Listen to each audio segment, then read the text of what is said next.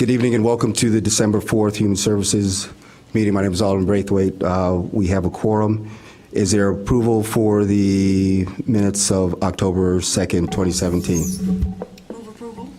Second. It's been properly moved and seconded. Any questions, comments, or edits? Seeing none, all those in favor of passing the October 2nd minutes, please signify by saying aye. Aye. Any opposed? All right. We'll take citizen comments per item.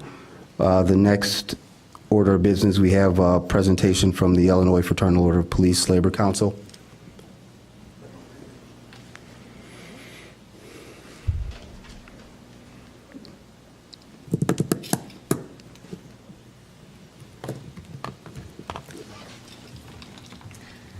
Good evening. Thank you.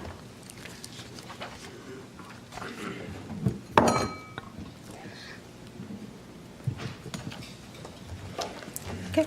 My name is Kim Kia Harris, and I'm an attorney with the Illinois Fraternal Order of Police Labor Council. I apologize, I think I went too far.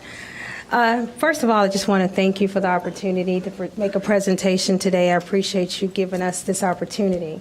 We wanted to come and just give a brief description of what the Evanston Police Department and some of our values and some of the concerns that we have had that we think that this committee would find some interest in. I think I've actually gone past my presentation a little bit, so I'm not sure how to go back. But what I've handed to you is a copy of the, sorry, do you have it? Who has the Sorry, clicker? okay. Yeah, I'm sorry, I apologize. I don't know which way to go. Take your time.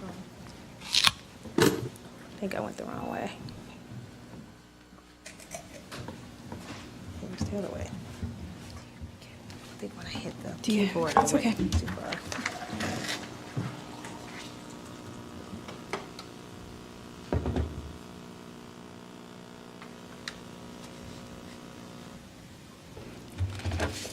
Thank you.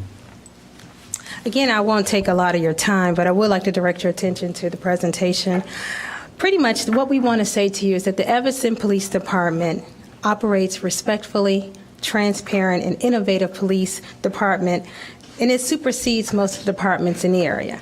Now, the reason we wanted to bring that to your attention is because we think that Evanston is a community that stands out above all the rest. About 6.5 years ago, I moved to Illinois from Tennessee. And one of the things that I was told is several places, and when I was choosing places or looking at places to live, there were two cities that always stood out. That was Evanston and Oak Park. I represent Oak Park, and I now represent Evanston as one of their representatives. And the reason why is that despite the fact that Evanston is in the shadow of a much larger city, it has continued to stand out. And it is an original department that has a lot of original, innovative, cutting-edge technology and cutting-edge techniques. One of the things that we look at is that Evanston has diversity training that the members have bought into, restorative justice training, de-escalation program, and crisis intervention team. I think you're familiar with some of these programs, but why they're so important is that we want to make sure you understand that the department and the police officers involved have bought into these programs. In fact, they're the ones who attend the classes and come back and teach their fellow officers. That is very unique as it relates to departments across the nation and even departments in this particular area. Now, one of the things that also makes Evanston stand out from the rest is that it is very unique in its training and its reviewing process, and it's open to all citizens and maintains a high level of accountability. Now, accountability is going to be a crucial word that we use here, because that is one of the concerns that has basically plagued police departments across the nation. How to be accountable, how to be transparent, and how to be fair. Now, one thing that the Evanston Police Department does is that it has police discipline review. Whenever a citizen files a complaint, there is a review process in place to determine if there's some merit to that particular complaint. Police discipline is reviewed by a Citizen Police Advisory Committee, as you probably are aware of, and also this particular committee, in addition to the chain of command and the chief of police. Now, as an attorney for the Fraternal Order of Police Labor Council, we represent over 500 police departments across the state. This is unique the process and review process in all other communities. Evanston stands out in relationship to how the review process is actually put into place. The City of Evanston has 2 citizen police complaint processes. The first is the complaint register. This is we'll call it CR for short. The CR consists of a citizen making a sworn complaint against an officer in accordance with state law. What I've included here is actually a copy of the state law. Now, I don't know if you're familiar with it, but pretty much this is the law of the land of Illinois. If a citizen has a complaint against a police department or police officer, he or she must come into the station and sign out a sworn affidavit. One of the most pertinent parts about it is if any part or all of that complaint is considered to be false, then that citizen can be under a review by the state's attorney to determine if he or she is being up for, can be determined for prosecution. I think I got persecution. Well, no, I got prosecution up there. That is the state law. So if you make a complaint against a police officer, then you have to come and put your name on a dotted line. Now, that does protect our officers, and it protects them from any false complaints. But there's another step that Evanston goes that other departments don't, and that's a departmental inquiry, and we'll call it a DI for short. A DI arises if a citizen calls in a complaint but refuses to sign a sworn statement. The department still investigates the complaint to see if it has any merit. Again, this is not done in other communities. Most departments rely on just the CR. The CR. So the DI is uncommon because if the department receives a complaint, it doesn't just stop if a citizen decides that he or she does not want to come and put their name on that dotted line. The department takes the initiative to go up and beyond and to make sure that they are indeed investigating that complaint. So Evanston's a busy police department. It's a big city. So it has a lot of different encounters with citizens and people who come through this jurisdiction. Just in 2017, the Evanston Police Department has had over 67,000 police encounters. That's 67,000. And out of all of those contacts, there have only been 2 CRs and 4 DIs. Over 67,000 people have had contact with the police this year. Out of one of the 2 complaint registers, and this is the information that we were able to get from the police department. Out of the 2 complaint registers, one was deemed to be unfounded. And the second, the complainant actually had found that half of the officers, the charges against them were sustained, and in the other half, the officers were exonerated. Now, what does that mean? I want you to look at that as over 67,000 people have had contact with your police. 2 people came in, or 2 incidents did someone come in and sign a sworn complaint. One, once it was investigated, was found to not be founded with any facts, but the other actually was. That shows that this process is not a rubber stamp. It's not just something done to say, okay, we looked at it, now we're gonna dismiss it. In this last situation, I'm going to interrupt you for a moment, only because I'm not really clear where you're getting this data from. Mm-hmm. I do think there have been more complaints that have been filed, more than the 2 that you're presenting in the slide. So I'll ask, Commander Wright, maybe we can, at the end of the presentation, get some clarification on, the data, what time period she's looking at. But this is the complaint register. We haven't got to the DIs. Are you talking about that? Well, I'll hold my question then. Okay. Well, I'm sure Commander Wright can also answer that. But I did get my information from him too. Also, we have the DIs, which is what I told you earlier, is when someone calls in, I have a complaint against the police, but I don't want to come in and I don't want to sign anything against the police. And in that situation, that there was found that one of the DIs was found to be unfounded, 2 were not sustained, and in the last case, the officer was exonerated. The point that we're trying to make here is that Evanston makes it a point to investigate complaints. That citizens, despite whether or not they feel like they are brave enough or upset enough that want to sign a complaint, but if they call the department, it's taken seriously. It is not swept under the rug. And again, this is unique from other jurisdictions. This is not something I've ever seen in other jurisdictions that the FOP represents. Also, as you might be aware, there is on the website a dashboard that contains information about citizen complaints, and it gives the resolution of it. It's updated by a non-police department employee. And again, that is another point that I want to stress, that this is someone who is not an employee of the police department, but is responsible for keeping that information updated to make sure the transparency is still part of the whole process. Public transparency also extends to the street patrols.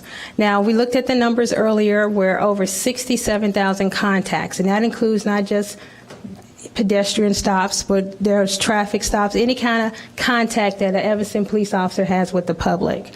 But one thing is that a contact card is actually filled out. Now, if you look in your package, it won't be on the actually up here, because I couldn't figure out how to get it on here. There is a copy of the contact card. Now, this is an old contact card. It's actually been updated since that time. It's a computer-generated card, but it also exists to allow supervisors to review all stops. So when an officer has contact, then again, the supervisor reviews that contact to determine if there are any issues. That is another way that we make sure that accountability is taken care of. Next, there's also a pedestrian stop data sheet. That's also included in your package and not up here. And it is completed. I'm sorry, do you have it? You have a question? Okay. I'm sorry, I thought you said the contact card was in here. It is. There's no pages. I'll find it. Okay. It would be right after the slides. I'm sorry. The pedestrian stop data sheet is also completed every time there is a pedestrian stop. And again, this is another method to use for accountability to review whether or not the police have had encounter with a citizen. Last, there's also included in your package, it's not going to be up here, an investigative stop receipt. Now, this is unique. This is given to every citizen who is stopped in a pedestrian stop and is investigated or questioned or Terry stop by the police officer. Now, if you flip over, and I think I included the front and the back in this one, it includes information on how the citizen can file a complaint. So if the citizen is not pleased with the encounter that he or she has with one of our officers, then he or she has the process, the numbers, the contact information in order to file a complaint. Now, have you been able to locate that? Okay. Now, we want to make it clear that the patrol, the Evanston Police Department, that includes the sergeants, everyone completely supports the programs that have been consistently put in place here in Evanston. These are training, and there's a commitment to transparency. It's very hard to compare Evanston to other police departments because there are other police departments that have struggled with this issue. However, that has not been the issue in Evanston because of the process and the procedures that have been put in place. Another thing about police officers, just a little synopsis about who they are. They are, as you know, public employees. And being public employees, they are entitled to due process and equal protection of the law, which is under the 5th Amendment and 14th Amendment of the U.S. Constitution. That simply means that police officers, just like teachers and firefighters, have a property interest in their jobs. What does that mean? That means that if they're to be terminated, they cannot just be terminated without due process. They have to have an opportunity to be presented those charges and an opportunity to respond to those charges. Therefore, it is incumbent on an employer, and as a union attorney, I can tell you this is very important, that they ensure that they have evidence and proof to support any kind of charges. So if these are the charges for the basis of their discipline decision, they have to make sure that they can support that.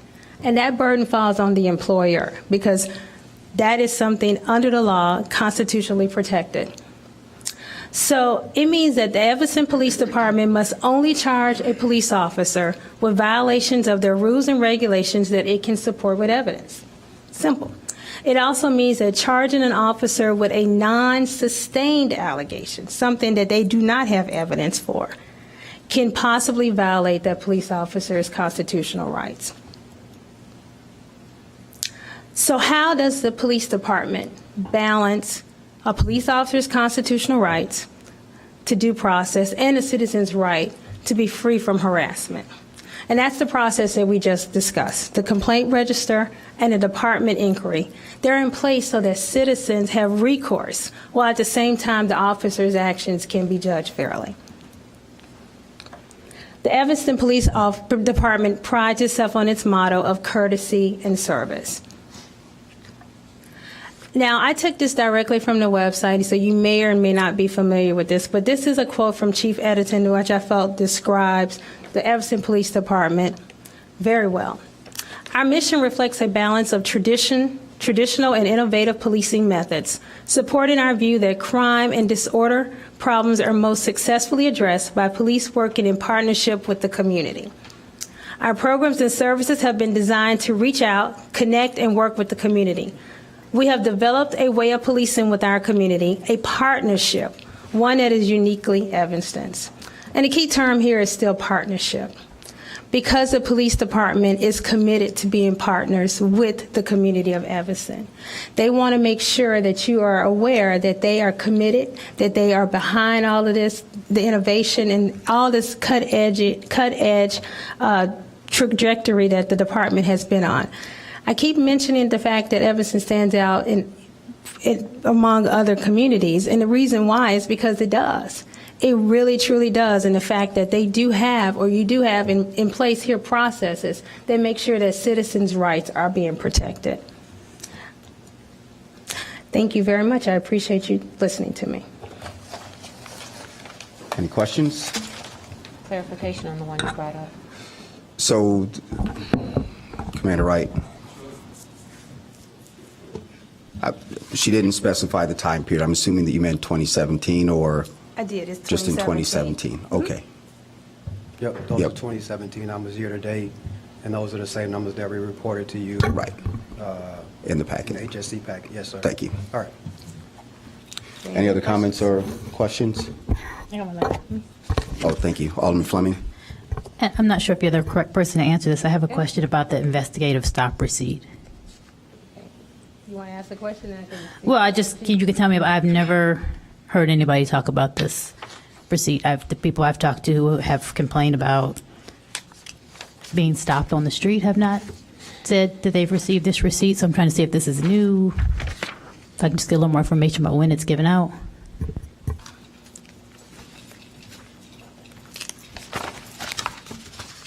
Good evening, Chairman, Alderman Fleming.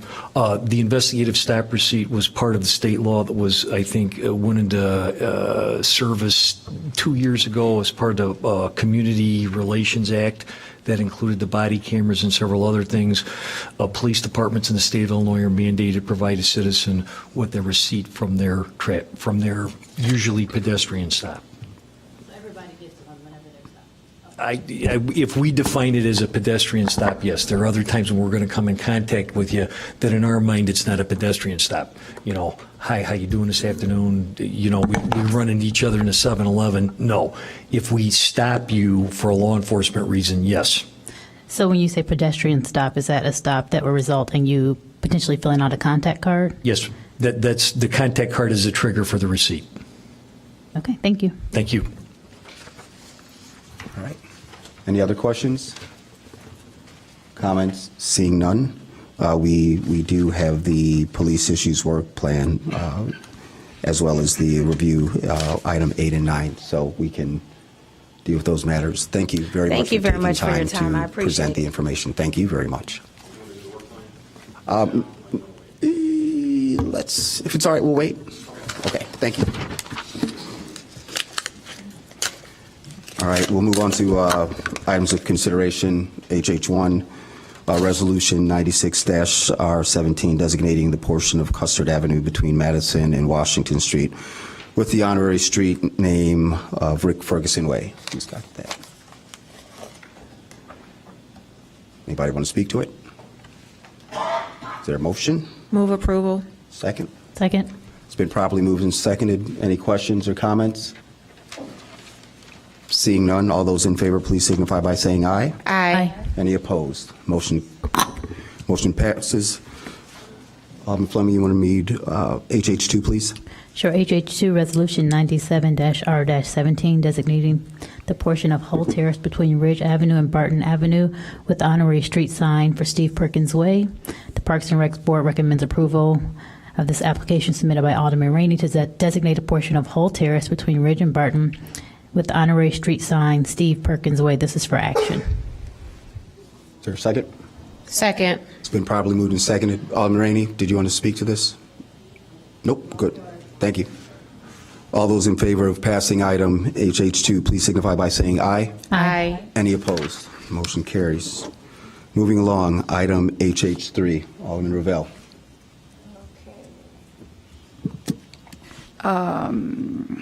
So staff is recommending that the Human Services Committee approve Ordinance 141-0-17, amending the definition of food establishment in Section 8-6-2 of the Evanston City Code.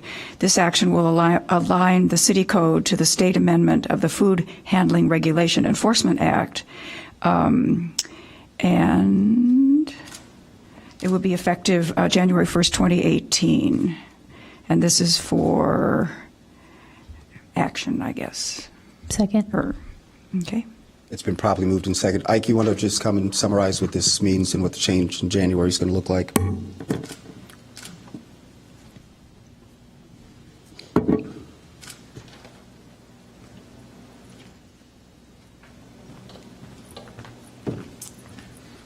Good day, honourable members of the Human Services Committee.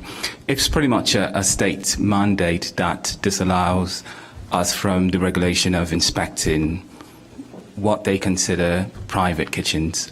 For years, we've been inspecting the sororities and the fraternities at Northwestern University. So with this mandate and this requirement, we are no longer going to be inspecting them. So we have about 25 establishments that fall under this category that we're not going to be inspecting. So that's pretty much all it means. Alderman Ravel. So will the fraternities and sororities make other provisions for inspections? Or do they know that we're no longer going to be doing this? Well, actually, we'll be sending a notice out to let them know about the state mandate. I'm not sure they are aware of the state mandate, but we will ensure that.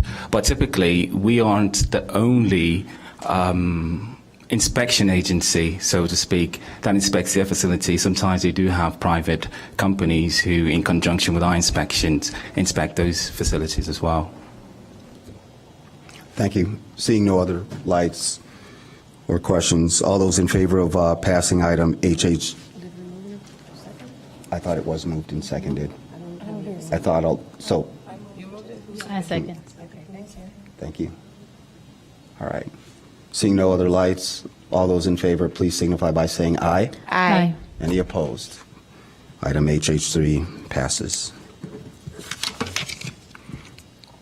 HH4, and we have one speaker. Alderman Simmons, would you like to read that? City staff recommends Human Services Committee adoption of Ordinance 142-0-17 to amend City Code subsection 10-1-5-7 to prohibit animal-drawn carriages except under a limited exception for parades and other public celebrations. This is for action. Second. It's been properly moved and seconded. We have, looks like one speaker. It's hard to read. Joseph? Sorry, my writing's not. That's all right. Good evening, everyone. I'm Dan Joseph of 1510 Greenwood in Evanston, and want to address some confusion about this ordinance. It looks like it only applies to animal-drawn carriages, which means people using an animal without a carriage is permitted. So if Mary and Joseph came into the little town of Evanston sitting on their, donkey, that's permissible, or Maharaja on his elephant, or the Lone Ranger on silver, those are still permitted. Also, certain streets in Evanston are controlled by the state, and they're the ones that make the decision of who or what can use it, such as Sheridan between South Boulevard and Chicago city limits. The city of Evanston was stymied about trying to reduce the speed limit on that stretch of Sheridan because it's controlled by the state. The same with this. So, and the other thing about animal-drawn carriages, can a carriage pulled by humans be used in Evanston? So I just have some questions that this ordinance are not being addressed. Thank you. Anyone else? Alderman Revelle? So what is the impetus for this ordinance? It's just going to ask our city manager, what problem are we trying to solve here? Mr. Chair, Alderman Revelle, members of the committee, good evening. This is me.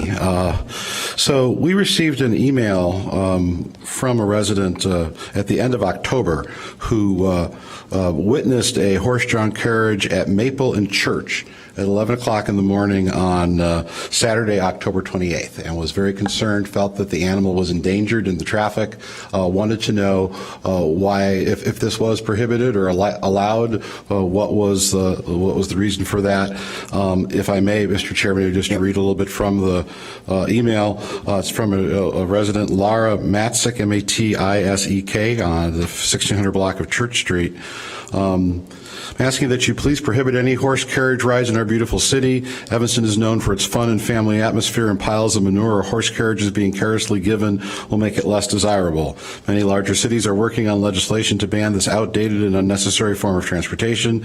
Many accidents have occurred, and in our already crowded streets with pedestrians, cyclists, and vehicles, it's not wise to add to it. So I received the email, looked in the code, consulted with the law department, found that there was not a specific prohibition, that if we connected a couple different ordinances, perhaps we could write a ticket, but felt that if this was something that was against the community standard, and my sense was that it likely was, that it was made sense to move forward and put forward this ordinance. I think in my discussions with Alderman Braithwaite earlier today, there may be some options that the council may wish to consider. Are there special event opportunities where this would be appropriate? Should this be licensed?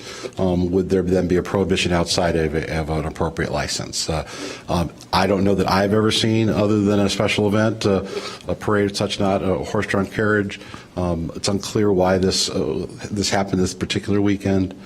So that's why we're here this evening. Alderman Fleming? I'm fine supporting this. However, given his comments, how would we deal with, what can we add in someone who just wants to ride their horse? It probably is not going to happen, but maybe while we're at it, if this is an ordinance that could suit that, could we just add in, you're not allowed to ride your horse down the street? And I'm looking to the Assistant City Attorney. It's just a question. It's not that, I mean, we can talk about it at council if it moves that far. Sure. If you would like, I know we have horse provisions in the code. I cannot recite them from memory, nor can I probably find them quickly at the dais. Well, now that we're bringing this up, I just think it's probably wise to cover it all instead Certainly. of having another Absolutely. complaint later. And then the same issue with I know we do have some roads that are state and some that are city, so I'm assuming you already covered that in the ordinance, or we know how to handle that going forward. And I would look at Mr. Ford on the. We can certainly inquire and look into adding your concern regarding the explicit language prohibiting a person from riding a horse, if that's what you're looking at. But I would need to do some more due diligence on that. Okay. So if the committee, Mr. Chair, is amenable to the ordinance and concept, we can put it forward. Perhaps we won't try to get it on your meeting next Monday. Perhaps we'll just wait until the first meeting in January to put it forward to the council for consideration, and give us an opportunity to deliver more research. Yeah, can I add a few additional provisions? Because I know that there are some schools that will have horses that are riding kids around in an organized circle. And I think if the other thing is that I would suggest is if someone wanted to be an exception to the parades or public celebrations, that maybe we can listen to those situations at our special events committee. Thank you.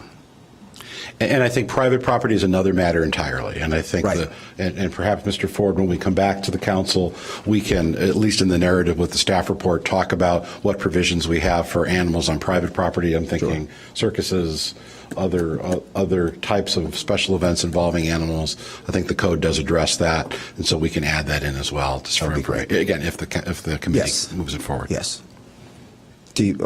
I think we have just one moment. And did you sign up? You know what? That's fine. Sign in. Thank you, City Manager. Are there any other questions for the City Manager while we're waiting?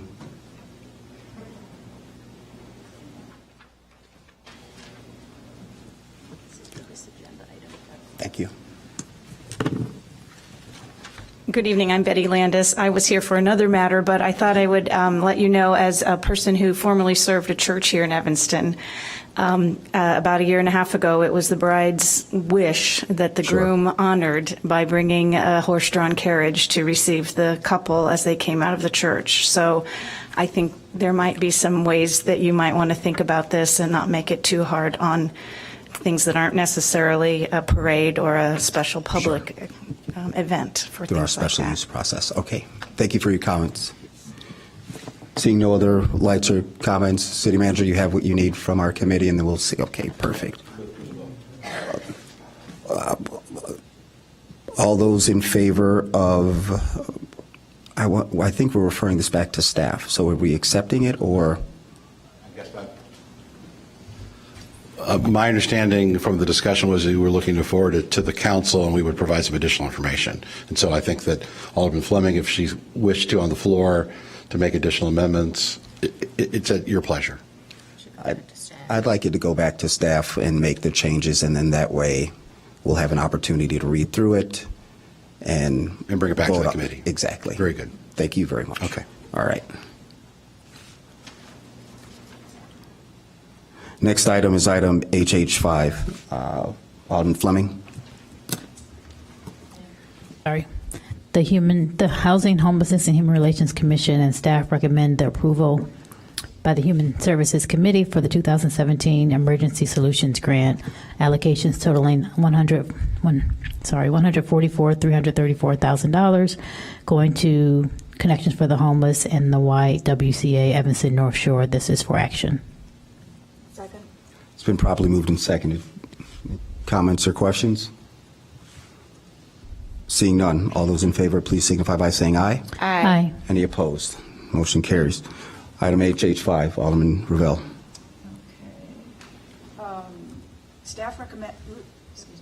Staff recommends that City Council authorize the City Manager to renew the service provider agreement between Presence Behavioral Health and the City of Evanston for the provision of 24-hour crisis line access, mental health crisis intervention, and various community outreach and educational services at a cost of $143,333. The agreement to be dated January 1st, 2018 to December 31st, 2018. Move approval. Second. It's been properly moved and seconded. Alderman Fleming, and before you, do we have anyone here from Presence or from staff that want? Okay. I just want to clarify the hours here because it's listed as two different things, I think. So there's a full-time social worker at the library and then a part-time social worker at the hospital? I think so. There's no... You on page 30? What page are you? On page 33. 33, not 32. Hold on one second. Good day again. In 2017, we actually hired a clinician at the public library for the mental health intervention and outreach and education, pretty much. The other staff that you mentioned, which is a 0.5 full-time employee, is actually an employee in Presence who deals with the 24-hour crisis line. Okay. So that's where. All right, thank you.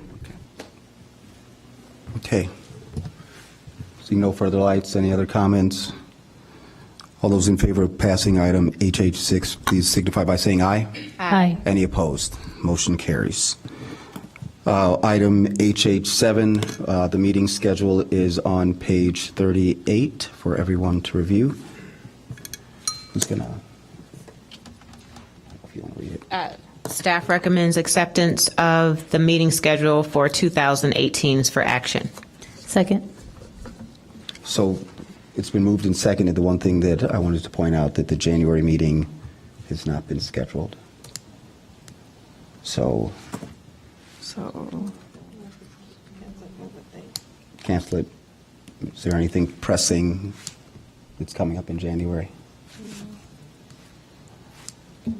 Kimberly? I'm okay with canceling it unless there's something pressing. Just skip January. Skip January. It's a cold month. Second. All right. So then the motion should read that we will accept the proposed dates and cancel January. Where is Nicole? Our January meeting. All those in favor, please signify by saying aye. Aye. Any opposed? Motion carries. We'll keep moving. All right, we have several items for discussion. HH8, police workforce plan. Who's got that? DC. Thank you.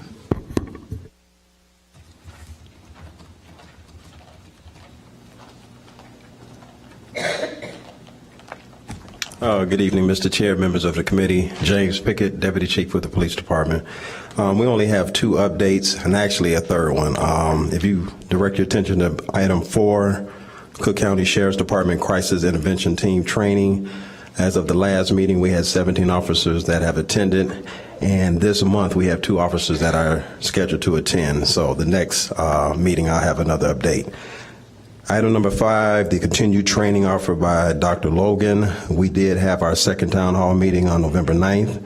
The topic was gangs and drugs and unsolved homicides, so that did go on the schedule.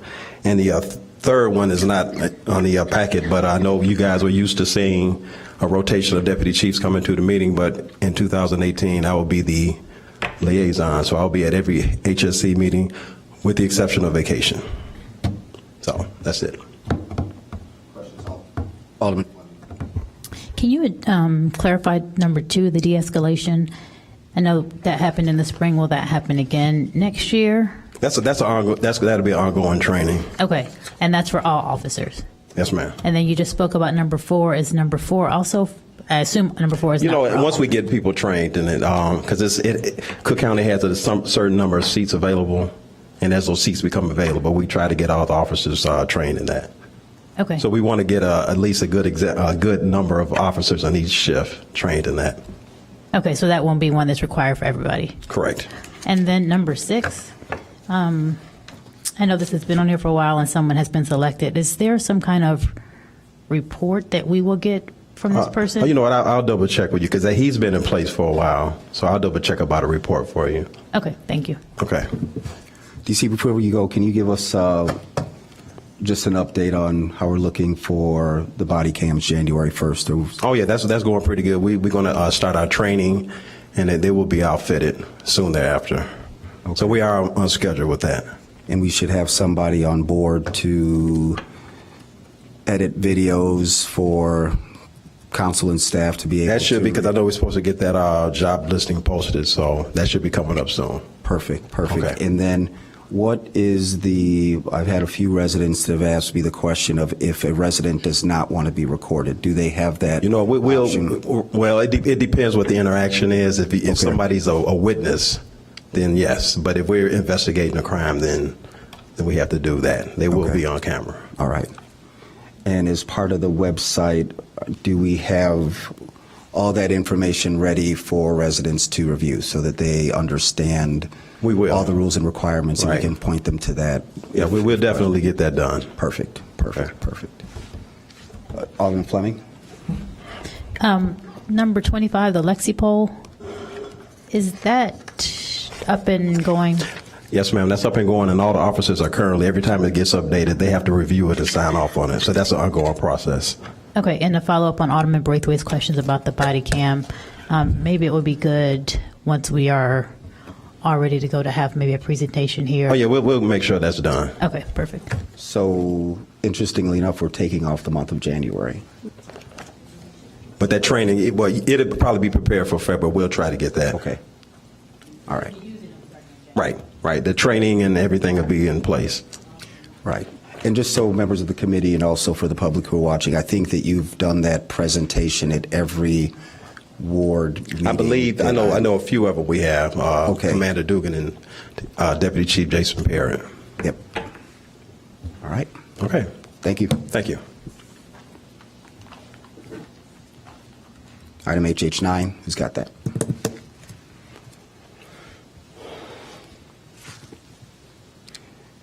And we have one speaker, Mr. Beatty. Do you want to speak before? Thank you.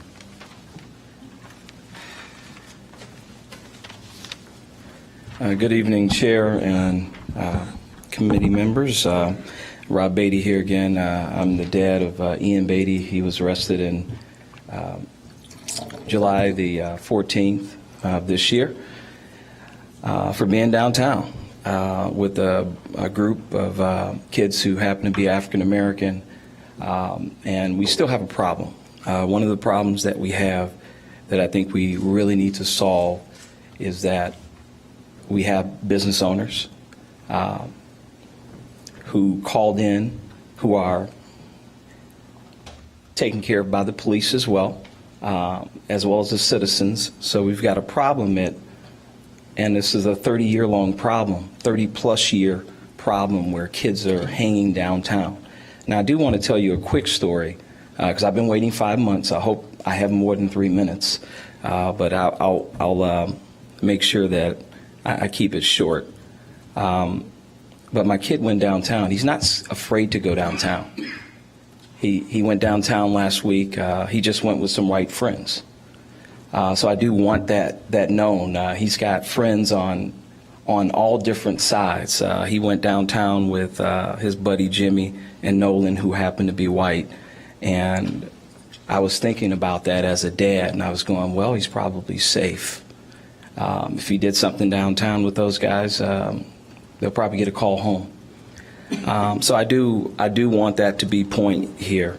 I'm appreciative of those who have stood with my family because this is hard.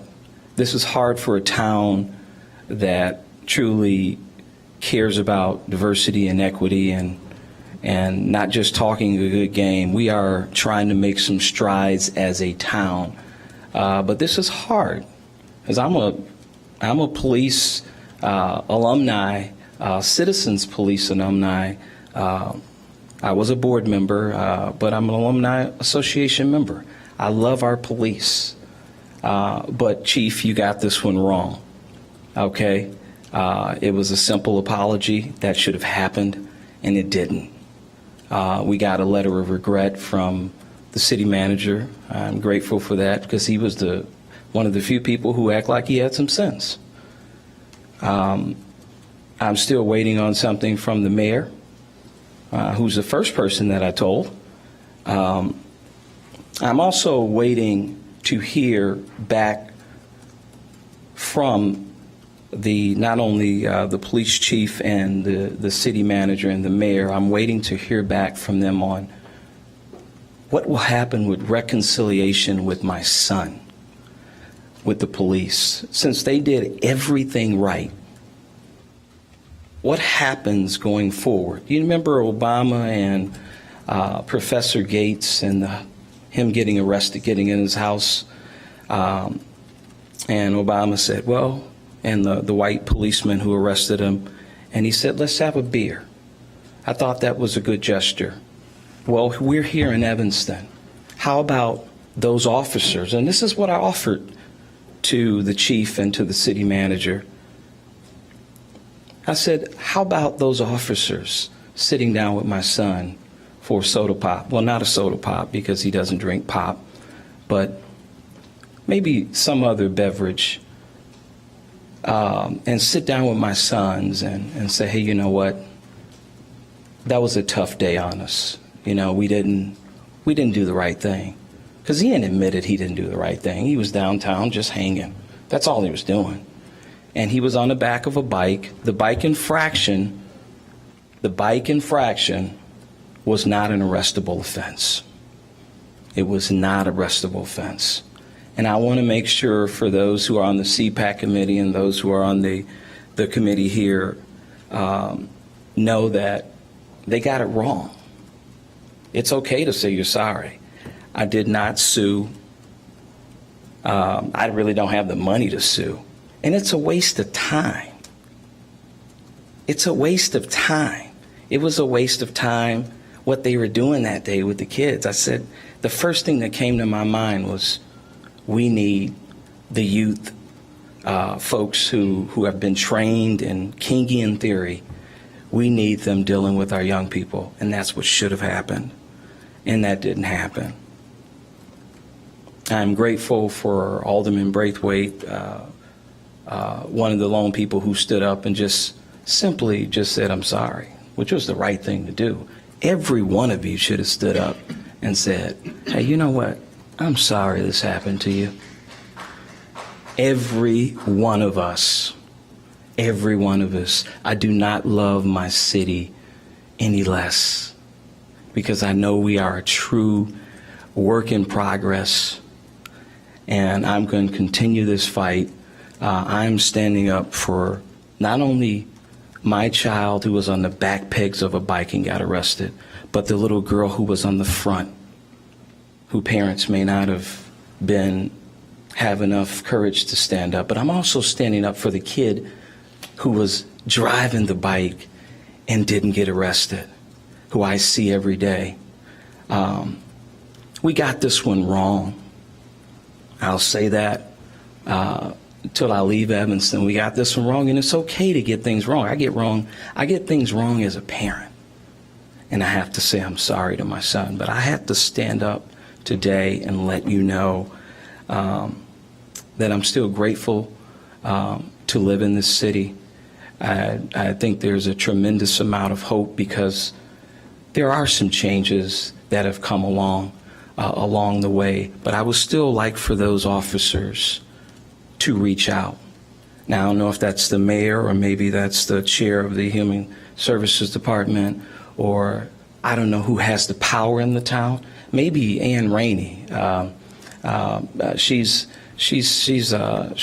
quite something, and I appreciate her. She's my alderman, and she ruffled some feathers and got some things moving. So I'm very grateful for her as well.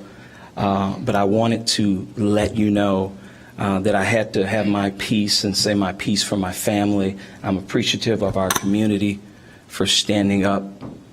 Standing with me. I know they're not here, and I wanted it purposely this way because it started with me, and I don't need 700 people behind me to make you do something. You should want to do something anyway. You should want to do something anyway. I want my son's record expunged. This should be burned. I'm going to have a little ceremony, and I invite everyone to do that. But going forward, we need to make sure that this never happens again. We need to really ensure that our children, all of our children, are safe downtown to roam around and be goofy, which is all that they were doing. And they never should have been arrested. Thank you for listening. Thank you for your time tonight. And let's move forward together. Thank you. Comments, Alderman Fleming. I have some questions about the complaint. Okay. Officer Wright. All right. So I know we're going to talk about this a little bit later or have a report on it, but on page number 3 of the report, the complainant expressed that he thought the outcome would be different if the juveniles were white, and he just mentioned that in his comments as well. Why wasn't rule number 74, which is the rule that has to do with discrimination, listed here? I'm sorry, you refer to page 3 of... Page 3, yeah, this is... The summary? Yeah, the summary, sorry. At the bottom of the paragraph that starts with September 13th. So he makes a mention, essentially he makes a mention of race. So I'm trying to figure out in the rules, how come that's not listed? That came out in an interview with an officer, and like it was expressed in the CPAC meeting, he made that statement to an officer, but when he came in to file his complaint and when he wrote his online complaint, that was never a topic of conversation. Okay, so it wasn't in the initial complaint, so it's not listed. Okay, and then in terms of the, sorry, I'm looking through my pages here. I know we've done some adjusting of our paperwork because it says in here that they brought the young man in, and then there was a paperwork error, which Are you on the bottom of page 50? I'm trying to It's figure out under what the findings, recommendations page number on 5, page yeah. 50. So exactly what is that update that we've done? Because I think there's two different things when I listen to people in the community. There's one, the fact that a young man was brought into the police station, which anyone would assume was an arrest. And then there's this other part that dealt with the paperwork that was used to I guess, process him. That's correct. I'm sorry. If you look at the packet that was sent to you, one of the exhibits that was submitted in the CPAC meeting was the formal and informal station adjustment. Mm-hmm. Just by mere glancing at those two forms, they look similar with the only difference, one of the words is formal and one is informal. So what we've done now is completely gotten rid of both of those forms. I believe there's one now standalone form where you have to actually mark formal or informal station adjustment. So there is no reaching up and grabbing the wrong paperwork or printing out the wrong documents from the computer. The detective now has to, if it's computerized, check a drop down for formal or informal, or if they're completing it with ink, they have to actually check the box so it's clear which form is being used. Okay, and then my last question. Sorry, I have this marked up here. So given the infraction that he talked about, the bicycle offense that was written on the ticket or paperwork that we gave, that's a traffic violation? Was that fall kind of under the traffic violation? It will fall under the traffic violation, but I believe that was actually, under IVC, but I believe that was written under city code. Okay. And so for a traffic, I guess what I'm trying to get to is what I hear in the community, right? There's the, why was he brought in? Why are we bringing 12-year-olds in? The paperwork, I think, is kind of an afterthought when I speak to people in the community. But if I think about a bicycle offense, which I think it was like riding dangerously or whatever it was, and this young man was not pedaling the bicycle, how do we apply a code that lays out what the infraction is to someone who is not the operator? I think this goes back to the juvenile officers who were involved. So these officers who brought the two juveniles in, the investigation revealed that it was merely for those juveniles' safety. They had no intent on imposing that specific violation. That was the violation that they observed along with several other violations, but that was just the violation that was attached to the paperwork. For instance, the investigation revealed that the officer involved not only knew that that traffic obstruction was a violation, but also 3 individuals to a bicycle is a violation of the city code. In addition to disorderly conduct, I think they just chose the least, I guess, harmful, if you can look at it that way, of which citation or which code will be put on the paperwork for the purpose of dispo on it. All right, one more question, then to follow up on that one. Somewhere in here it says the officers were bringing them in for their safety. Anyway, somewhere in here it says the officers are bringing them in for their safety. So if the officers were bringing them in for their safety to get them off the street, and I know there was some kind of confusion regarding calling the parents on the scene and not having numbers, how do we get from bringing them in for safety to finding a code to cite them for? I think in my mind, bringing them in for safety means bringing them in, calling your parents there, and then there's really no citation to write up if we're just looking at safety. You're absolutely correct, and I think that's the reason why the 2 on-scene officers were exonerated, because the investigation revealed that that's exactly what they wanted to do. However, when it was transferred over to the Juvenile Bureau, juvenile officers have the authority to handle the investigation differently. So the 2 officers who brought them in, that's exactly what they wanted. But it could go back to where, they were brought to the station. Let's, document it. And in order to document it, you figure you have to attach, whatever infraction that was observed. And like I said before, once that infraction is attached to the arrest report, when it comes to juvenile, it has to be given a disposition. That disposition was a disposition that was given in error, which was the formal station adjustment as the informal station adjustment. So I think it was just a documentation issue where the juvenile detectives wanted to document the contact and document that those juveniles were actually brought to the police station. And is the only way to document that someone was brought to the station writing up an adjustment? Even with our new process, so if you bring someone else in for safety, is the only way to document that, I'm assuming for protection of the individual and ourselves, to write a station adjustment? Do we not have any other kind of documentation record? In that regards, I can't think of one right offhand where we would actually be able to utilize for documentation purposes. I guess there could have just been an initial field general that had been written or incident report and documented that way. However, once the juveniles were taken to the juvenile bureau and turned over to the juvenile detectives, that wasn't the course of action that was taken.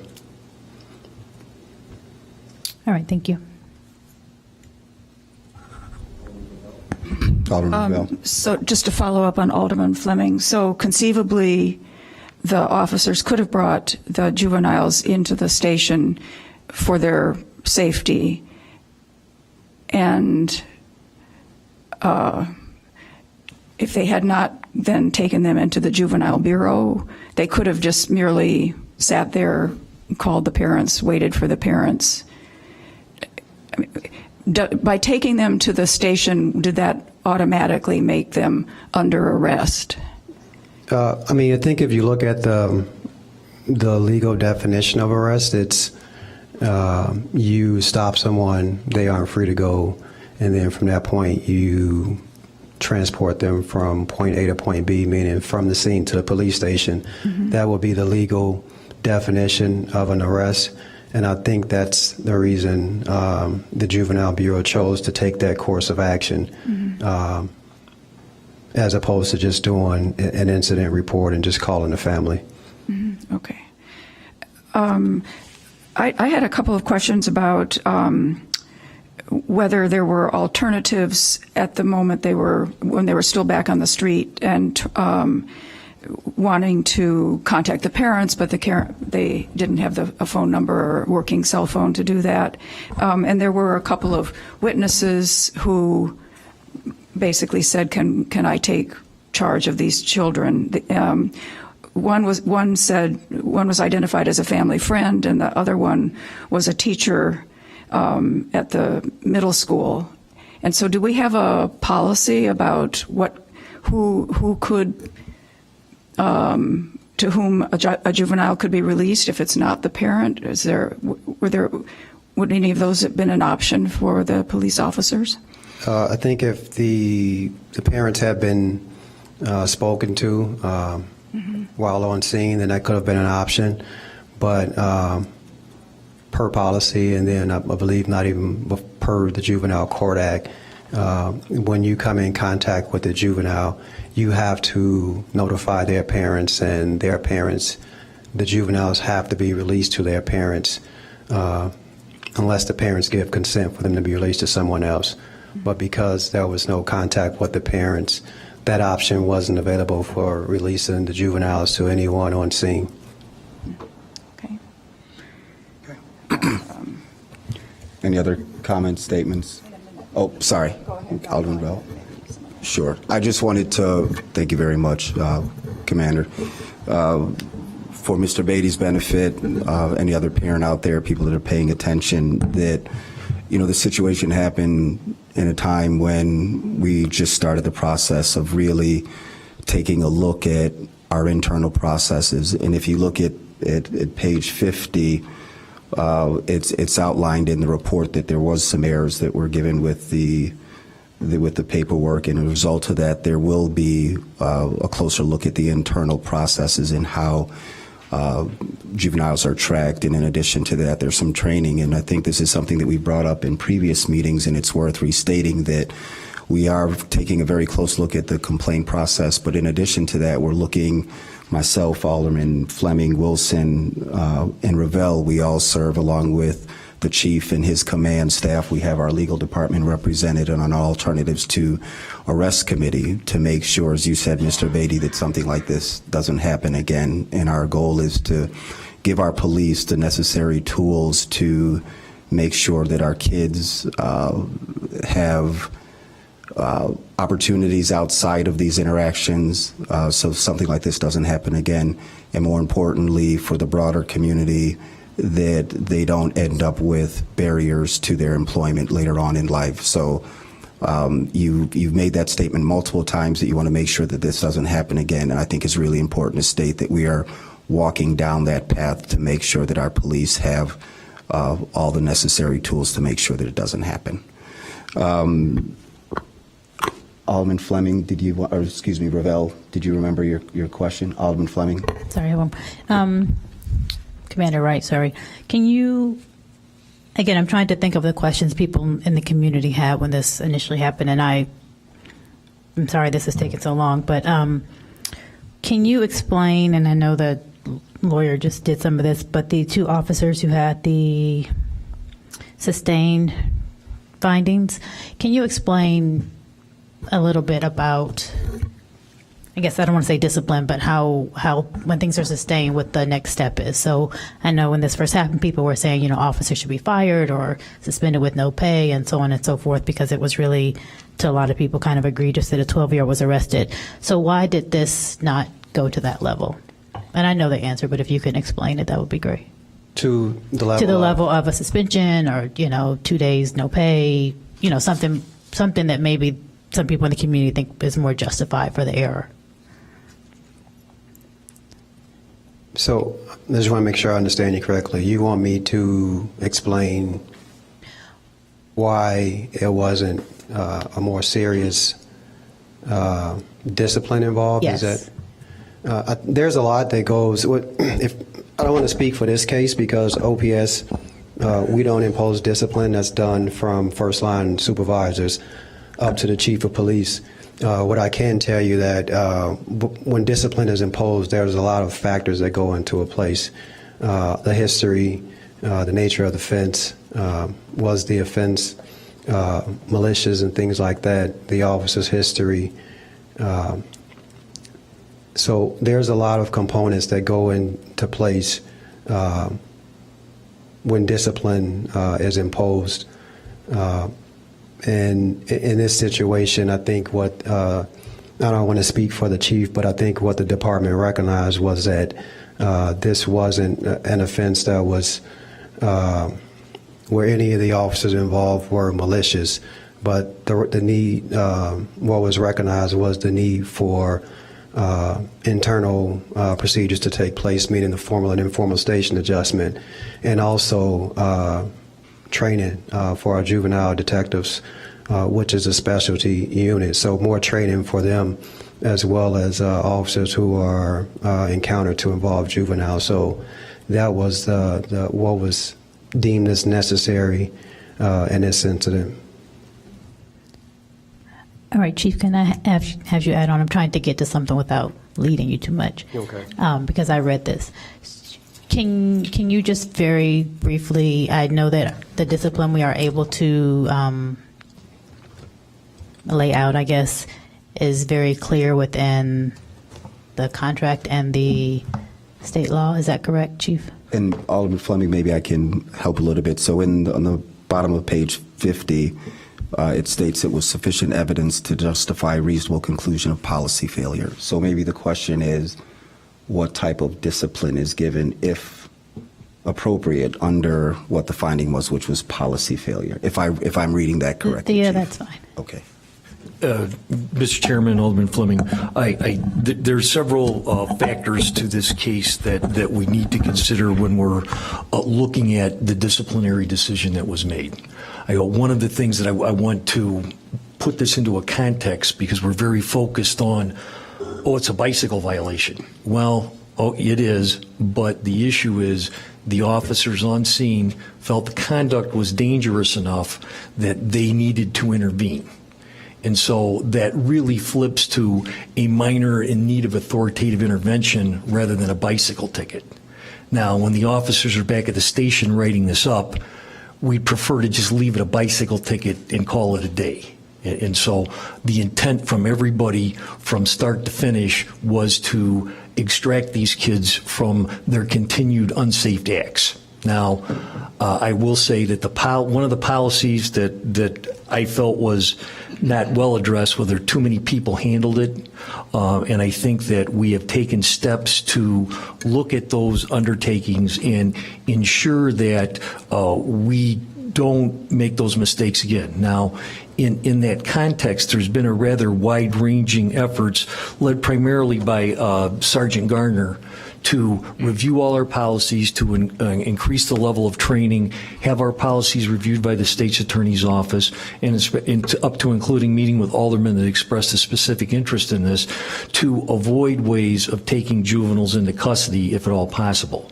Because that's the essence of what this issue is. Should we or should we not take children into custody, and when should we take them? So as we begin to refine that policy, our expectations will be higher for the next go-round. But to impose discipline and if time permits at another meeting or at this meeting, I can delve into what progressive discipline is, how it works under a union contract. All that is a factor in deciding what to do. But in this particular case, I think one of the things that was most important is the conduct and demeanor of the officers involved. I think that one of the interesting comments out of the whole investigation was one of the civilian witnesses on scene is the officers continued their conversation with the juveniles in a conversational tone. There's no hollering and screaming. There's no berating. There's none of that. And so the officers' conduct and demeanor was appropriate, and that, frankly, is a huge indicator for me. If we're acting out of pocket or we're misbehaving, that's an issue. That didn't happen here. We're all unhappy with the outcome. We're all concerned about the outcome, but the issue is what got us there. How can we reduce the number of these contacts that result in custody?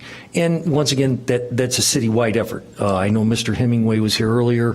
I don't know if he's here presently, but his reassignment of the youth outreach workers to half days of school downtown is a proactive step to intervene without a police intervention and to say, hey, this conduct is kind of attention getting. Let's do something different, or let's go someplace else.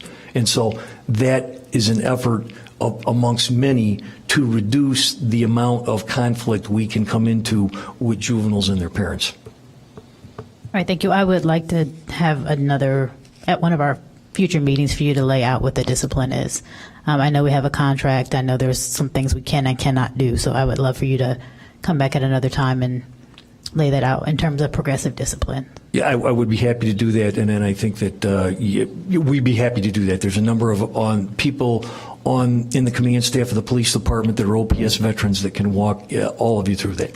And then if Sergeant Gardner can come at another time also and talk about what he's doing in the juvenile department, I think that would be beneficial as well.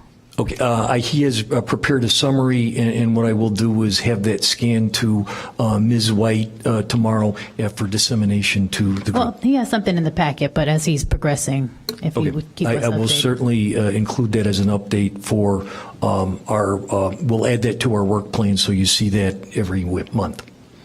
Perfect. And hopefully there is reconciliation for Mr. Brady's son.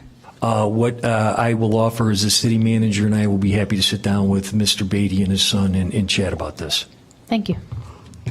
All right. Did we have one more speaker, Ms. Madeline?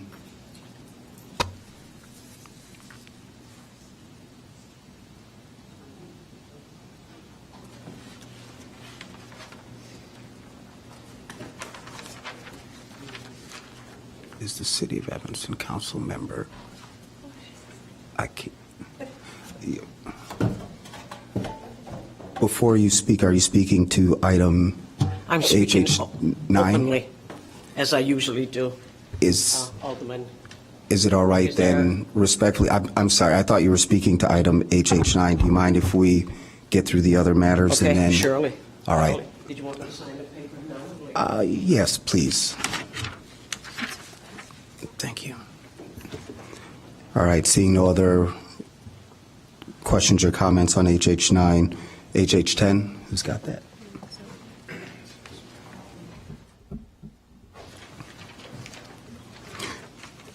Transportation for Evanston, yep. Good evening, Mr. Chair, members of the committee.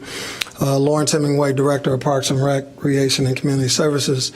Mr. Chair and committee, the department has, over the last few weeks or few months, has been working on an alternative for transportation for our senior community as well as those with disabilities. As you know or are aware, our current program, we use taxi coupons that the seniors purchase. The city does a match for those senior coupons, but there are limitations.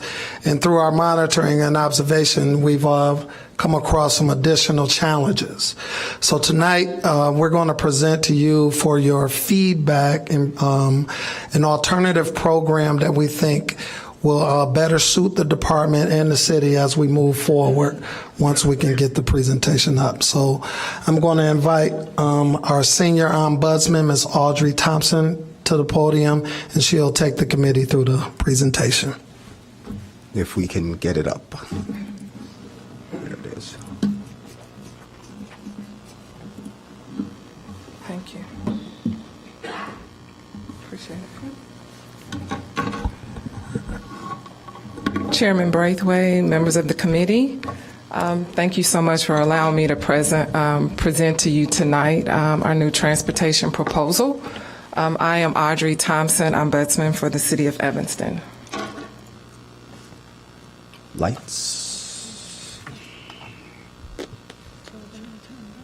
So just to give you all a little background for our taxi cab program, currently the user must be a participant with the Evanston benefit card in order to purchase taxi cab coupons.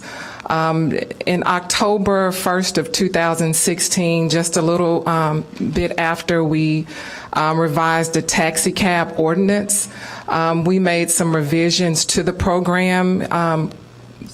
At that time, the cab coupons were $3 a piece for one-way rides, and then they went up to $4. But with that additional $1, we increased the service area to include not only Evanston, but Skokie, Wilmette, and Lincolnwood. So there are some pros, of course, and cons to using the taxi cab program. One is that one pro is that there's a $4 cap, which means no matter where you go within those 4 areas, it's only $4, no matter the meter fee. Also, one of the pros was that we expanded the service area. There's no technology required. You have your paper coupon, and that's all you need. And then the users are allowed 10 rides or one-way rides per week. And that was reduced from 25 a week just a couple of months ago. As far as the cons, there's only one transportation provider, and that's a taxi cab.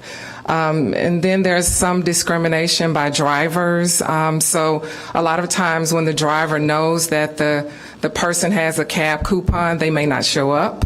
And then just the treatment, because many of the drivers felt really upset about the capped amount. So they're having to go to 3 different areas, and that really infuriated some of the drivers. So we found a lot of times that these drivers would take riders from Evanston to one of the other 3 areas and then would not bring them back.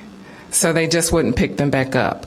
And then, of course, we've had increased complaints because of the way that these drivers were treating older adults and individuals with disabilities. And also, one of the biggest issues is that even though we expanded the service area, it still did not meet the needs of our residents or our riders. So, Ms. Thompson, before you go into that, I guess my concern is, so what are you doing in those situations when you hear from our seniors that they were mistreated? What is the consequence for either the driver or the company and the...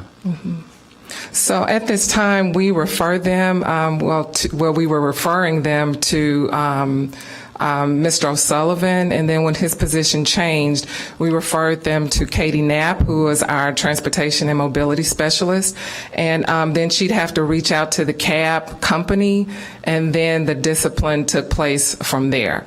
So sometimes the cab driver was suspended, and they were not able to drive for a certain amount of time.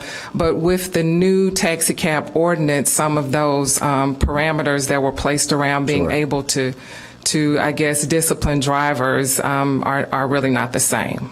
Okay. Well, I know that you're paying close attention to it, and maybe, I don't think we need to discuss it at a meeting, but I would be interested to see some type of summary of the frequency. Right. And then what is the company doing on their behalf? I mean, I think it was a year ago, myself and Alderman Rainey really made a strong effort to level the playing field for our taxi cab drivers, just given the fact with the expansion of the rideshare program. I mean, $4 isn't a lot of money, but it's better than zero. And we just want to make sure, I don't know if I can speak on behalf of the whole committee, that they're not taking advantage of our seniors. Absolutely. So send us a summary. And again, it really just depends on the complaint. You know, if it's egregious enough where we involve the police, we've, helped older adults to file the police reports. So, but many times it's a matter of reaching out to the cab companies to find out what their recourse will be regarding discipline of their drivers. Okay. And again, this is why we really needed to make this proposal to you tonight, because we feel like there has to be more than one option for our older adults. If the cab companies have a monopoly on, this is the only provider, then maybe they're not as easy to. I mean, maybe they'll change a little bit and say, hey, we've got to treat our older adults better, regardless. But the good part about this, and I'll get to this later in my presentation, the driver won't know if the older adult is on the taxi cab program or on the transportation program, based on some of the new proposal items. So hopefully this will kind of curtail that. Okay. All right. So what we know about our current transportation industry and Evanston riders, you all know that Evanston saw a 40% drop in the number of local chauffeur licensed drivers. And then many of our older adults and people with disabilities face barriers, physical barriers, to even riding in a taxi cab. And this is why we revised with our transit planning for all grant. Now we're able to use CJE, and they have wheelchair, so a person with a motorized wheelchair is able to use transportation through CJE. Also, approximately 1/4 of older adults and 2/5 of people with disabilities reported not traveling somewhere in March of 2017 simply because of a transportation barrier. And this is all based on Transit Planning for All survey that was conducted by Katie Knapp.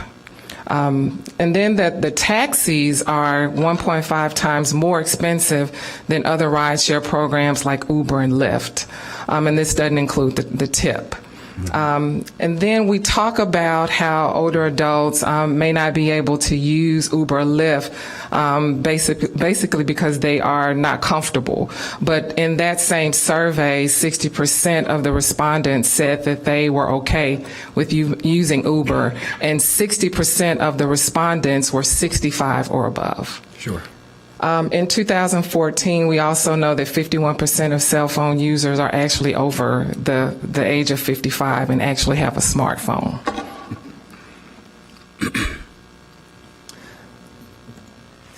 All right, so what has the last year, since our revision to the ordinance, what has that taught us about the way that we subsidize the program?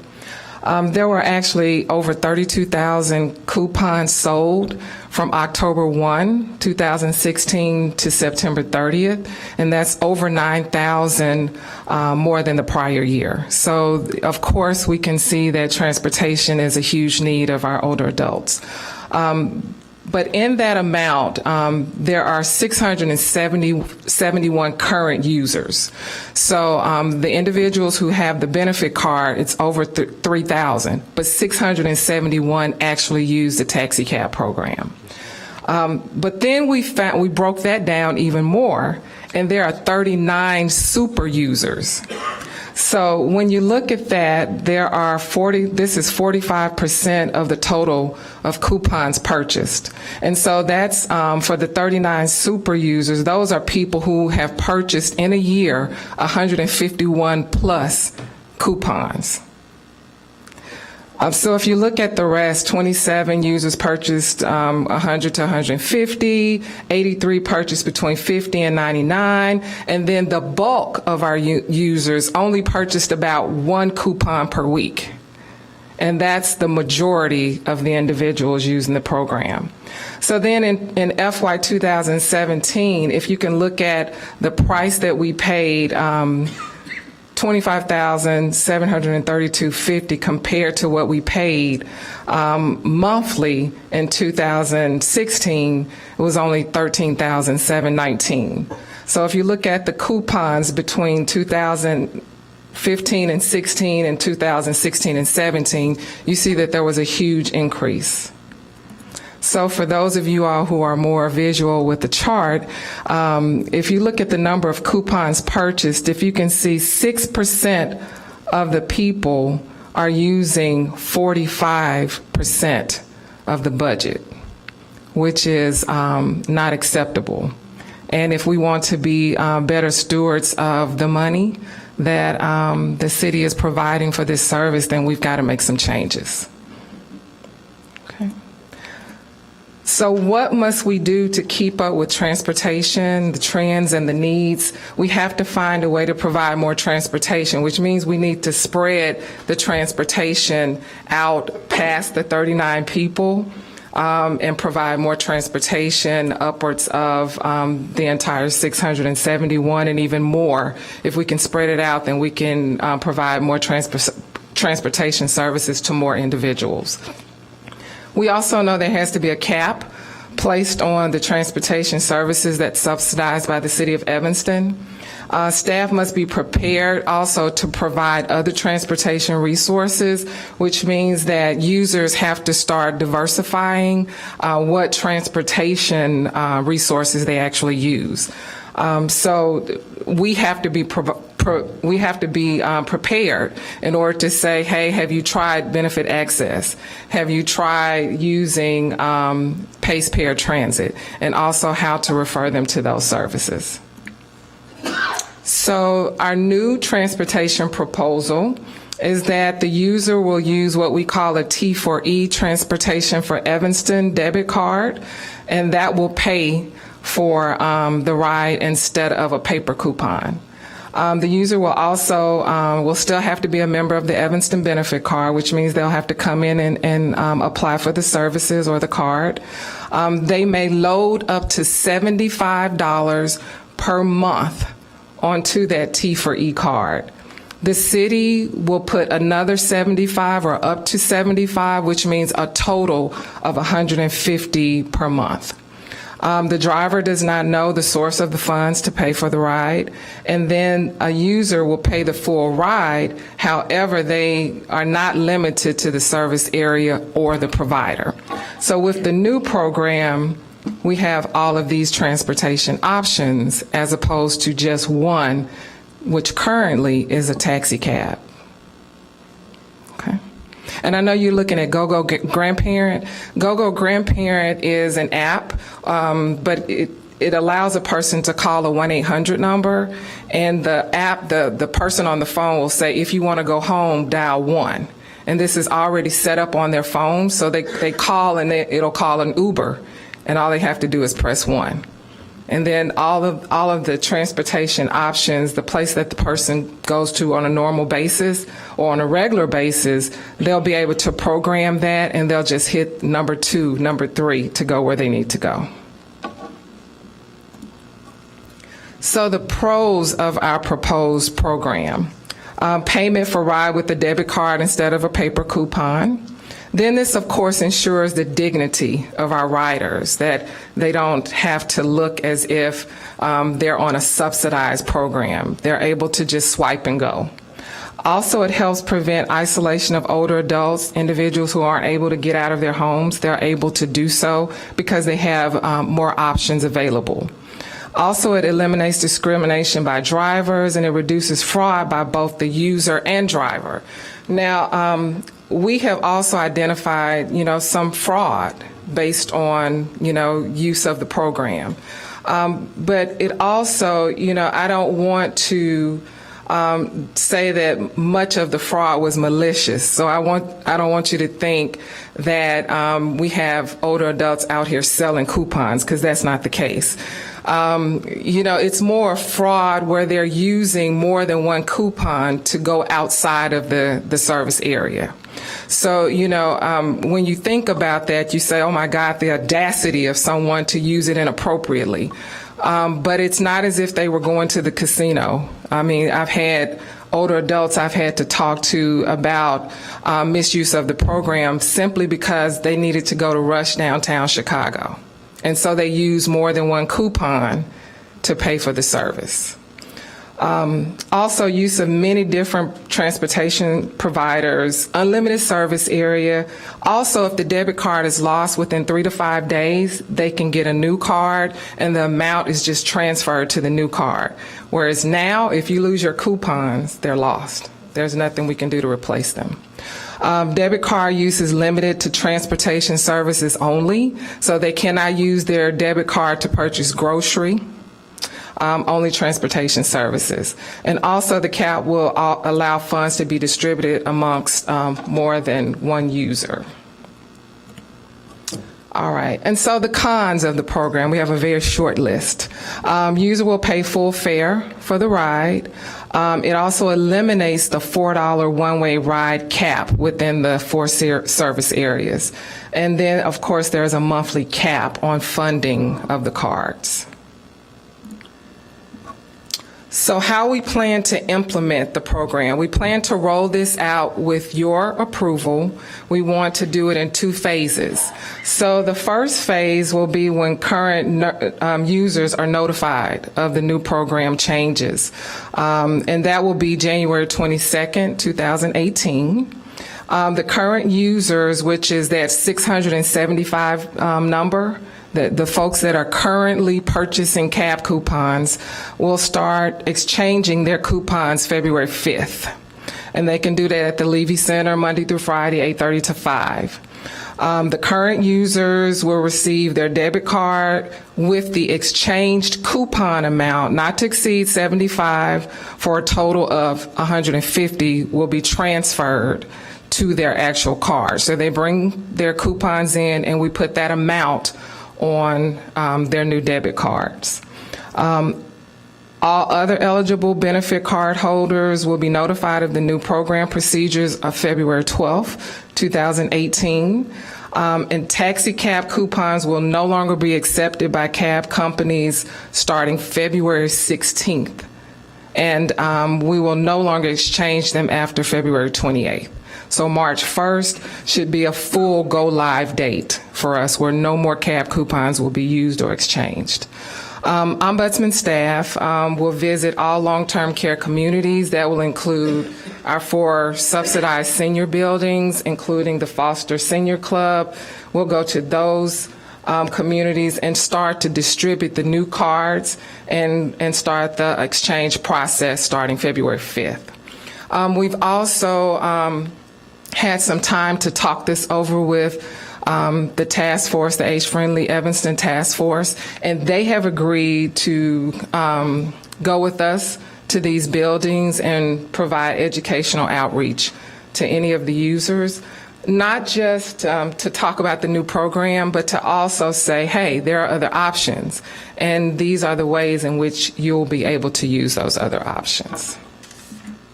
All right, any questions? Question. Alderman Fleming. I have a question. Will this service go on Sunday? Yes. Because it's everything. It's every Right. day. And then the flat rate that was the $4 with the coupon, did that also, and I haven't been in a taxi in a long time, did that also include the like $150 or whatever you paid once you just got in the door of the taxi? They do not put the meter, well, sometimes they put the meter on, which of course intimidates the older adult, because then they use that amount to say, you see how much you're paying, that's a lot less than what you're supposed to pay.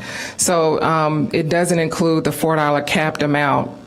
Currently does not include any of that. It's $4 and that's it. So when we go to the card, will they have to pay that? They will have to pay whatever the meter is. So when they get in, when the meter goes, they will swipe their card and it will be taken off of that.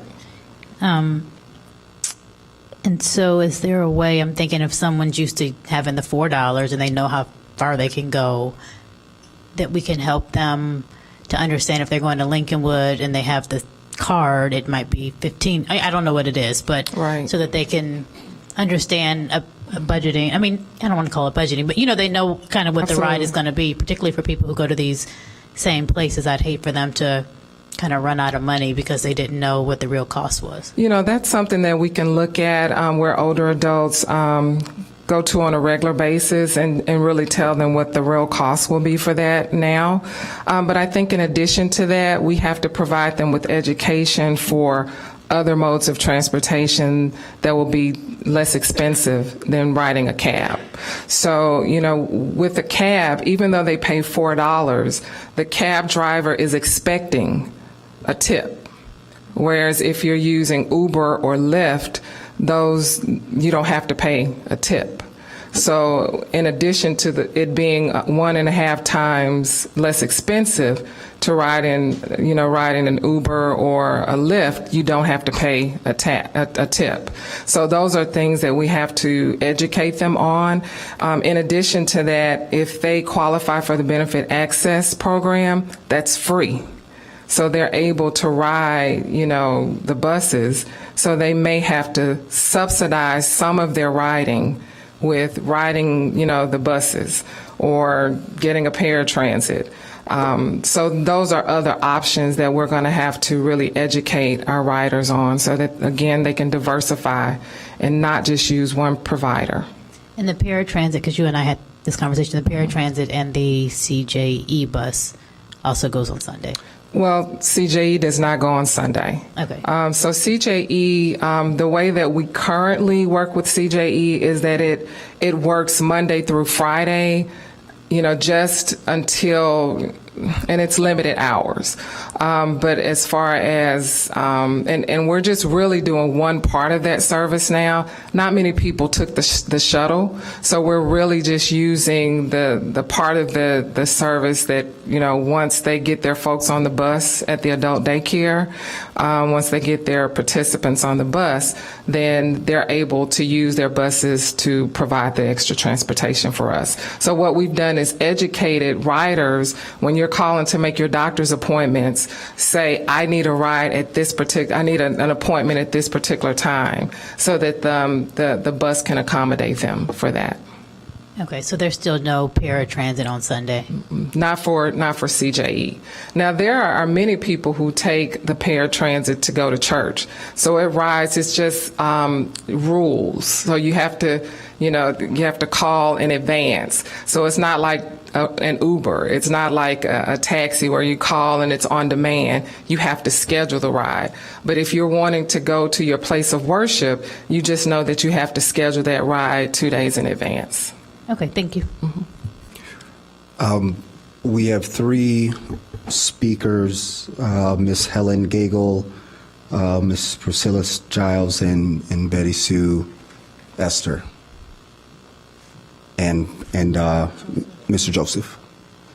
Thanks. I'm Helen Gagel, 804 Oakton. I'm here on behalf of the Age Friendly Evanston Task Force. Our chair, Susan Churko, is here as well. As Ms. Thompson said in her presentation, we are supporting this program and we are standing ready to help implement it through education and community outreach. I don't want to take more time. Most of what I have to say has already been said. But one point, when we consider the transportation needs of older adults and people with disabilities, the focus is usually on the practical, getting to medical appointments, going shopping. But there are important social and health benefits that have to be part of that equation. It's well documented that lack of transportation is a major cause of social isolation. If anyone's dealt with a parent who's had to give up the car, you know what I'm talking about. Yeah. And it's a public health challenge among older adults in the current era. It's also a greater predictor of mortality than either smoking or obesity. So we commend the city staff for designing a workable solution that will give older adults and people with disabilities a variety of choices for transportation modes and destinations. And we will support the program through education and community outreach. We think it's a significant step forward in making Evanston's transportation network more age-friendly, and we ask you to endorse it. Thank you. Thank you for your comments. Ms. Priscilla, Ms. Giles, you're good? Okay. Ms. Esther? She's also good. Okay, thank you. She still wants to speak. She does want to speak.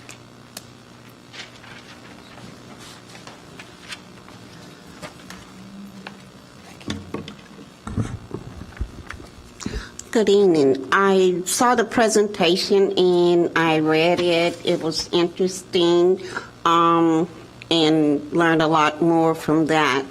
The only thing that wasn't there and not going to help me very much if I had read it, what do I do if I'm turning 65 and I want to get on the program? How do I do that? What do I have to do? You would apply for the benefits card at the Levy Center. Well, that wasn't said, and that wasn't in the presentation. Thank you. Thank you for raising the issue. Right. This program that she's bringing out and everything, I'm glad it's going to go out to the community to give the people a chance to really learn and know what the program is all about and everything. Too often we don't have that. We do really appreciate that. I do have a couple of remarks in terms of Mrs. Harris. That was her name. Yeah, the attorney with the union, and what she. Since we still have this in front of us, respectfully, can you come back? Sure. Since we've already, I think we have one other speaker that wanted to speak, and we'll take care of that at the end of the meeting. Thank you. Just a couple of comments for staff, and I spoke to Alderman Rainey, who's currently chairing our AP&W. I love this. I like the idea of expanding the services for our seniors to give them more independence, as well as expanding the opportunity for them to utilize different users. The one concern that I have that I want to address with the owner of the cab company is specifically what those interactions look like and what are they doing about that. I mean, I see this as something that is going to be incredibly successful, and I don't want to slow the process, but I do want to shine a microscope and look at those interactions. And the other thing that I'm concerned about is I'm an Uber user, and one of the downsides about that is, when you have an issue, you can't just pick up the phone and call a dispatcher.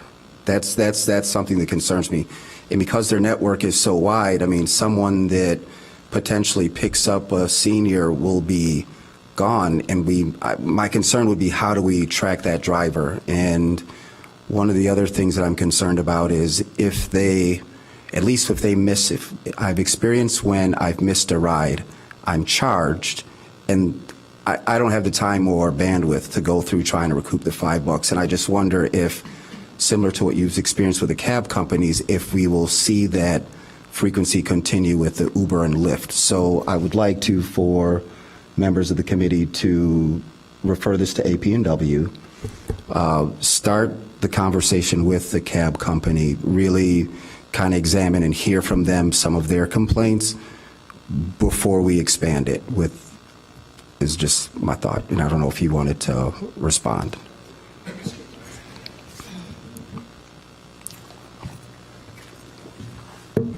Mr. Chair, we'll be happy to, call the cab companies in to have that dialogue. You asked staff for us to, go and get the information of the number of complaints that we refer back to them. So we would be happy to do that. I think we will probably want to come back to you in January with that information, but we would like to continue to work on moving the current proposal forward and acquiring the debit cards and things of that nature that we need to do to continue the program moving while we try to address those specific issues. That sounds fine. Alderman Rainey, you're good with? Okay, wonderful. Sorry. So we just received a notice that we've lost sound on Comcast, so we'll not such a bad thing, but seeing that they can't hear me anyway. all three channels. All right. So I think staff is clear on what we want to do to move forward with item HH10. We've had our speakers. Is there any other additional direction to staff before we? Helen spoke. She was the first speaker. Alderman Simmons. If you could just be sure to include Over the Rainbow on your outreach. Perfect. All right. And just point of clarification, so there's only, how many cab companies are there in town? There's just Better or Best, because one of them is out of business. What are they? 303 and American Church. Thank you. Okay. All right. Thank you. All right. We have two items for consideration, for communication. Did you? Come on up, Mr. Joseph. My apologies.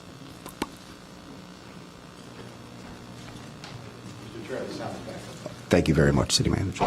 Once again, I'm Dan Joseph of 1510 Greenwood, and I have a question and a comment. I noticed on this display slide, it said that these transit benefits would be good on Amtrak, yet there's no station within the area that the benefits are good on, yet PACE is missing from the slide. So will PACE be good and Amtrak not? Or if we could use it in Amtrak to go to someplace in the West Coast. We'll make sure that that's clarified when we roll out the program. Okay, Your comments have been noted. Thank you. Thank you. And the second thing, this is wonderful for seniors that meet these qualifications, but many an Evanston resident that's too young for this program and still transit limited is totally isolated in parts of Evanston, particularly the west part of Evanston, on Sunday. Whereas if we had a Sunday bus on Emerson and Dodge to go to the Howard McCormick Shopping Center, people that need employment because they work on Sunday also can get to work. 6 days a week is not enough. We need something on Sunday. And I looked at the computation, and using PACE's numbers, for 12 hours, one bus every 40 minutes would cost the city, and let riders ride for free, less than $5,000 for 6 months. And maybe something should be looked at for other people that are transit dependent, that are vital so they have employment on Sunday. Thank you. Ms. Thompson. So just to clarify, the Evanston benefit card is for individuals who are 65 and older, or anyone under 65 who has a disability. Thank you very much for that clarification. Do you have a question for staff, Alderman Fleming, or a comment? Tell Mr. Joseph that I am going to work on that with him in the Transportation Committee. Okay. Thank you. Thank you. All right. Seeing no other comments or folks signed up, HH 11, third quarter cannabis report. Ms. Jones. They're going to speak to non-agenda items, I think. Any comments, questions on that? Seeing none. Item HH 12, the police rule 74 allegations, is also down as an item for communications. Questions or comments on it? I'm sorry, go ahead. Who is Officer Commander Wright? I think this is on the website now, but just can you clarify, because we've had this discussion. So we addressed the complaint earlier. The Rule 74 issue was not listed because it was not listed as the initial interview. But if what needs to go into, and I think it's in the FOP packet, but what needs to happen if I have a complaint and I allege a Rule 74 violation? So you will need to either sign a formal complaint register, and we'd investigate it based on your assigned complaint. If you refuse to sign a formal complaint register and you provided us with enough information, we would do an inquiry first. And if that inquiry proved to be have some truth, then there are other means of investigating it or moving it forward without your signed complaint, meaning i.e. the chief of police could be an affiant if someone refused to come in and sign for a Rule 74 violation. And if I made a complaint of whatever and I don't mention any type of Rule 74 violation, and within your investigation you find something that you think qualifies as Rule 74, then what happens? We would, so if you didn't make the allegation. Yeah, if I made a complaint of during my whatever, investigation, yes. I found that there could be a violation. We'd add that violation based on, if we determine that there could be a Rule 74 violation, we must have seen some evidence or something would have had to come up in the investigation. So based on that, we'd add the allegation. Correct, just two quick things.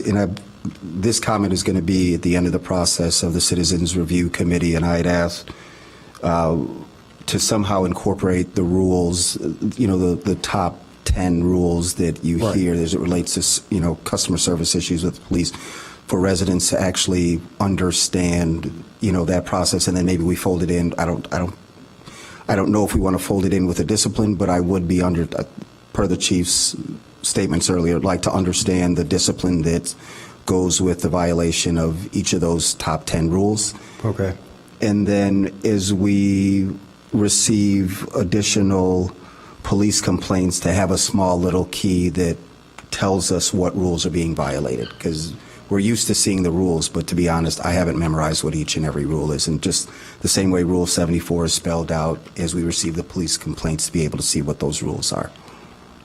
Okay, so just so I make sure I understand you, for the Citizens Police, the new assessment committee, you want the top 10 rule infractions that we violate and the discipline, most common discipline associated with those? I would like to see that Okay, at some point. and then for the monthly or HSC package, you want like a key provided to show you which rule violations were investigated in those particular CRs or DIs. Yep. Got it. Thank you. Okay.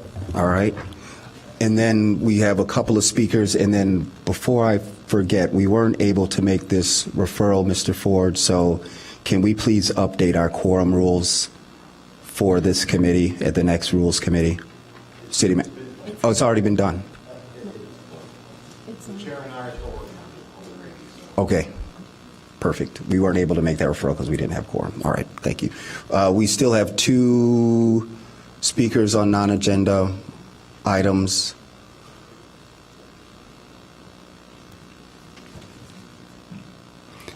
And as they're coming forward, I don't believe we have an executive session. Okay. I think I'm going to take on the two who have signed up. Ms. Giles, was there an agenda item that you're speaking to? Maybe all? My name is Priscilla Giles, and I am speaking to the Human Services Committee that I think should be focusing on the human side of Evanston and the people and their needs. It seems that we are doing a lot of things that are just not really the needs of the people, the basic necessities, and this is the committee that is supposed to do that. I would like to see that done, and it should supersede all of the other things. The beauty can be done if people have the jobs and the homes. All of these things the human services need to be addressing, not the unnecessary, maybe sounds like unnecessary, but the beauty that people can do with themselves, with their own jobs. So that's really what I'm just saying. I'd like the Human Services Committee to focus on the needs of the humans in the city of Evanston. Thank you. Thank you for the reminder. Have a good evening. Ms. Madeline?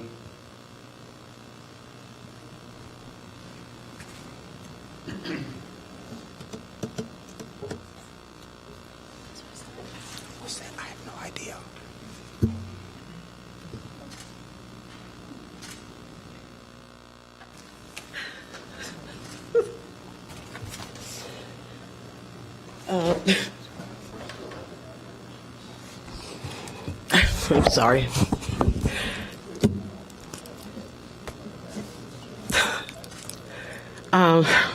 Okay. Hello, everyone. Hello, everyone out there, if you're on. Okay, I wanted to just mention a few things. I am still upset because the whole council did not hear the Fifth Ward speakers October the 9th. Even though it's passed, I'm still very upset about it. And I am letting off my steam, walking between Simpson and Brown to Darrell and Simpson. My signs. I'm not begging anyone to do that. I'm doing it myself because I have to handle Madeline in a certain way. I even involved my children. No luck. I involved my grandchildren. They had the audacity to ask me how much money they would get paid for walking up and down the sidewalk. I thought I taught them better, much better. I thought I taught them. But anyway, they did anyway, because I asked them, I said, I'll give you some ice cream afterwards. You have to learn how to fight for the things you want in a safe way, a way to get through other than standing on top of a building shooting at someone or shooting at each other. We have to teach our children that and grandchildren. I'll leave that alone. The next thing is the BOE. I am amazed how we don't have the Board of Ethics certain things to deal with in this town. Everything we put on a complaint. Michelle Mason, I guess you too, Mr. Ford, say it's not there to deal with it, okay? We need to change some rules there. Now, I'm going to say this, and it's not out of malice, anything of the sort. The council members passed 6-3 on an issue that we had to pay $500,000, I think. I don't blame Wally, the lawyer, Grant, Jennifer Lynn, for my complaints I put in. I'm just wondering if I'm the only one that is thinking maybe all of you should have voted to go ahead with it. Because then we would know. Our mindset would be there. I don't know what anyone else is thinking. I only can speak for myself, okay? But it makes me wonder, if we're going to pay some money, there must be some guilt, something there. Now, Michelle Mason Cup explained that to me. Still don't understand it, because the people out there is still wondering. Do we still have a city manager that we can trust? Should we help him to resign? Should we clarify this more to the people so that we won't have all of this sideways talking. I hate that, really I do. I like to put things on the table. Let's deal with it and let's move on, okay? What I'm trying to tell this council member is, you are really going to have to come down to earth, okay? Because I truly believe that local government means a lot, especially now with so much happening in the world with our top government. We have to learn to deal with the people. Now, I didn't fill out this paper here that said people up first, then the city manager, council members, city clerk. People come first. So I'm saying that you should have given us a chance to speak, okay? Now, one more thing.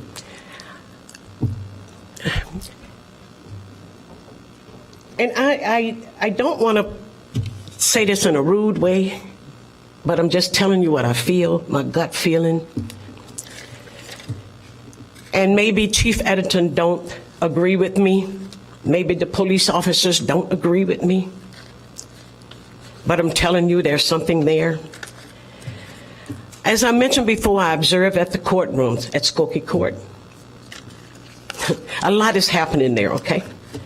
And one of the things I must say, and I'll be fast with it, the gang expert, in my opinion, and listening to the people out here talking, the people at the courthouse who this is involving, the Woodson trial, they, both sides, grandchildren on this side, grandchildren on that side, and that's the reason why I went there. 8 days I spent there. And I tried to get the transcript because I thought maybe I would be wrong, okay? $6,000 that transcript costs, okay? $6,000, 1,400 pages, $4, and I can't afford it because I thought maybe I made some mistake because I went out and looked. But theory is not a fact to send someone else out, okay? I've talked to the courthouse and so forth.